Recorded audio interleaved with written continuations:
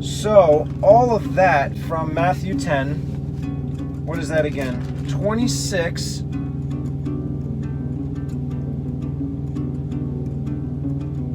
which is the very next verse after this, all the way down to 33, I'm just going to move over to Luke.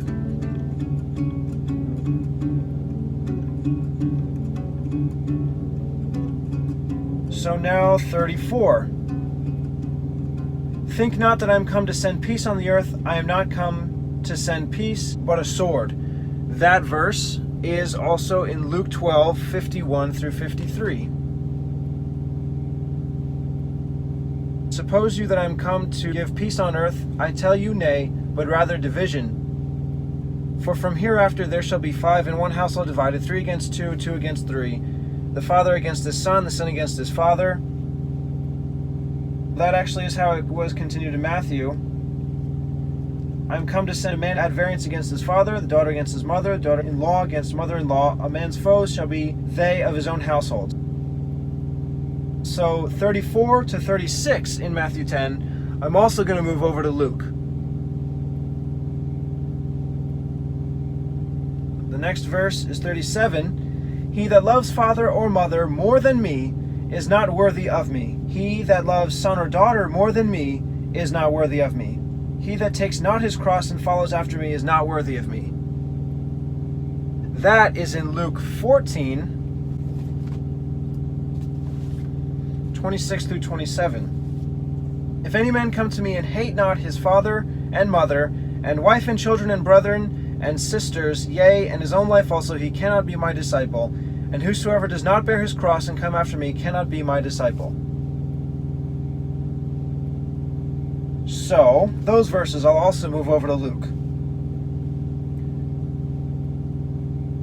39. He that finds his life shall lose it. He that loses his life for my sake shall find it. That is in Luke 9.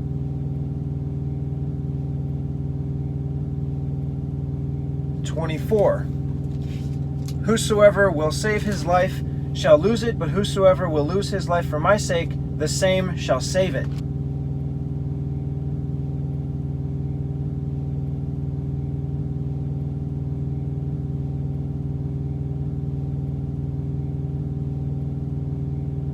So I'll move that over.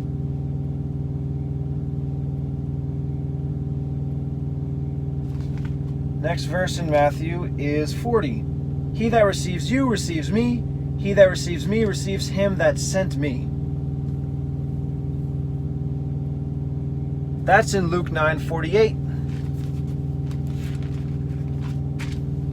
48. Whosoever shall receive this child in my name receives me. Whosoever shall receive me receives him that sent me. He that is least among you, the same shall be great. It's also sort of in John 13:20.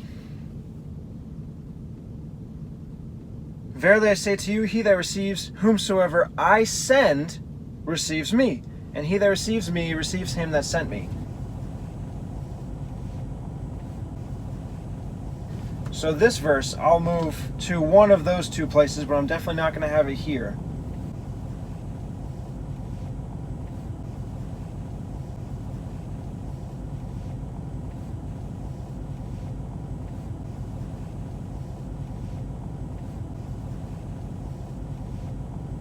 Concerning the rest of these verses in Matthew 10, where it was similar to Luke, there are two other verses in Matthew 10 that I haven't used yet, 39 and 40. 39 says, he that finds his life shall lose it, and he that loses his life for my sake shall find it. There's a verse like that in all four Gospels.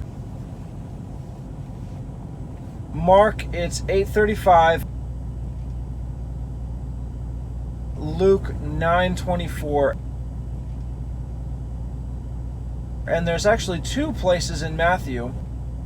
Matthew 10:39 here, and also Matthew 16:25.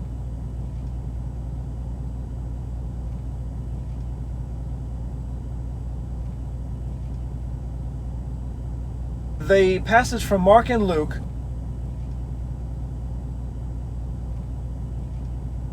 and the one from Matthew 16 is all the same context. Jesus just told his disciples that the Son of Man must suffer many things and be rejected of the elders and chief priests and scribes and be killed.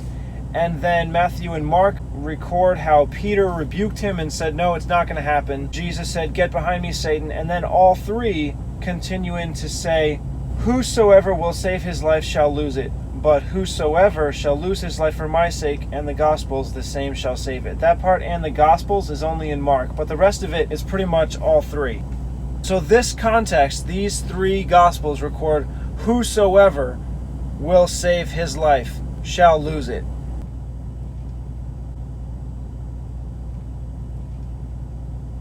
The one in John is almost just before his crucifixion. John 12:25. He already had the triumphal entry, and he says, the hour is come that the Son of Man should be glorified. Verily, verily, I say to you, except a corn of wheat fall into the ground and die, it abides alone. But if it die, it brings forth much fruit. He that loves his life shall lose it, and he that hates his life in this world shall keep it to eternal life. This verse from John is more different from any others. He that loves his life, not he that finds or who will save his life.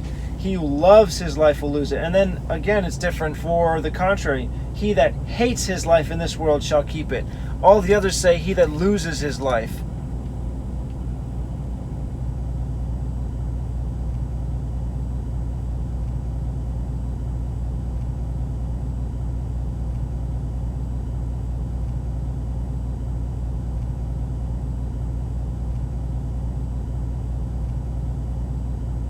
Here it's more extreme. He that hates his life. So I don't know if I can combine Matthew 10:39 with this. It says, he that finds his life shall lose it. He that loses his life for my sake shall find it. It's much more similar to the other three times than it is with John. However, Matthew has this verse twice where he says these words two times. This instance in John is a totally different timing.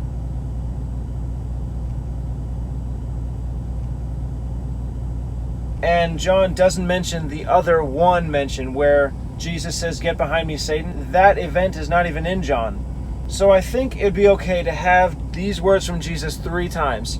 Once after Peter rebukes Jesus and Jesus says, no, you care for the things of this world, not for the things of heaven. This third time from John just before he dies. And from Matthew 10 earlier than both these other two events recorded as well. So I'm going to leave it right in the context it's originally written. After Jesus empowers the 12 and he's sending them out.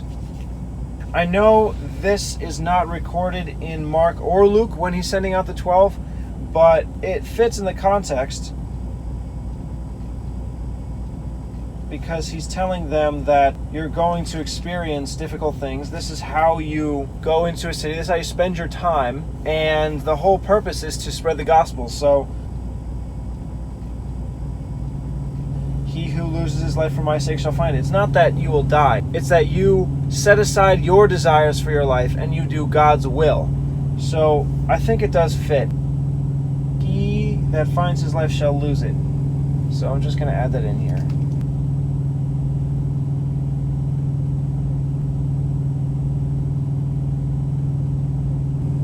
That finds his life shall lose it, and he that loses his life for my sake shall find it. Now the next verse, he that receives you receives me, and he that receives me receives him that sent me. Maybe I could have it with Luke when he sends out the 70.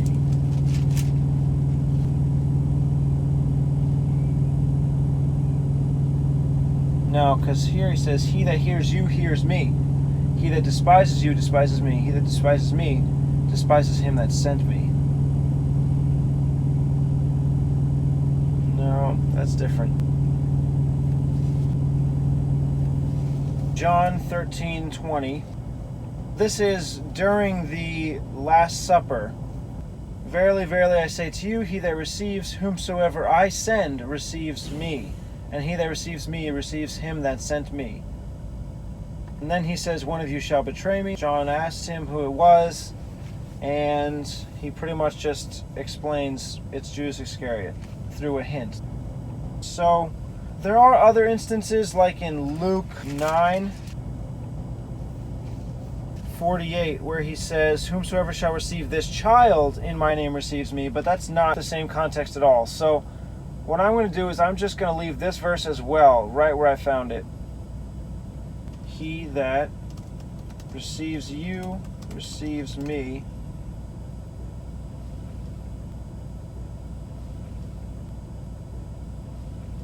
And he that receives me receives him that sent me. And this fits fine because he then goes on to say, he that receives a prophet in the name of a prophet shall receive a prophet's reward. So it's fine in context.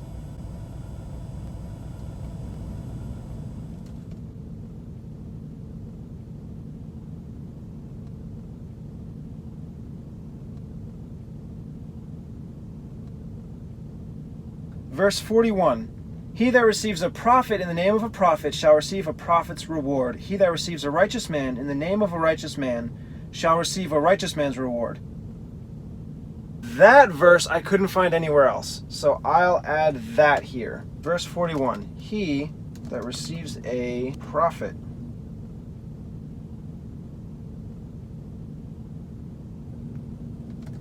in the name of a prophet shall receive a prophet's reward, and he that receives a righteous man in the name of a righteous man shall receive a righteous man's reward. Now the very next verse, the last verse in this chapter, 42, whosoever shall give to drink to one of these little ones a cup of cold water in the name of a disciple, verily I say to you, he shall in no wise lose his reward. There's a similar verse in Mark 9:41.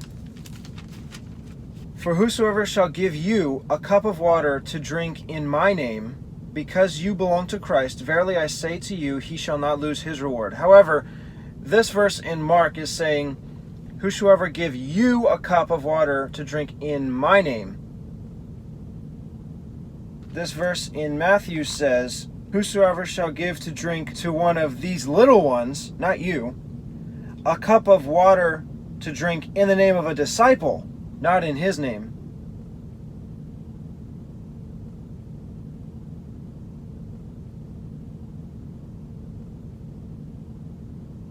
Verily he will not lose his reward. So, because those two verses are just different enough, I'm going to keep this verse here. And whosoever shall give to drink to one of these little ones a cup of cold water only in the name of a disciple, verily I say to you, he shall in no wise lose his reward. Alright, and that's the end of the chapter. So all the rest of those verses I will put somewhere else. In Luke mostly. Maybe that one in John.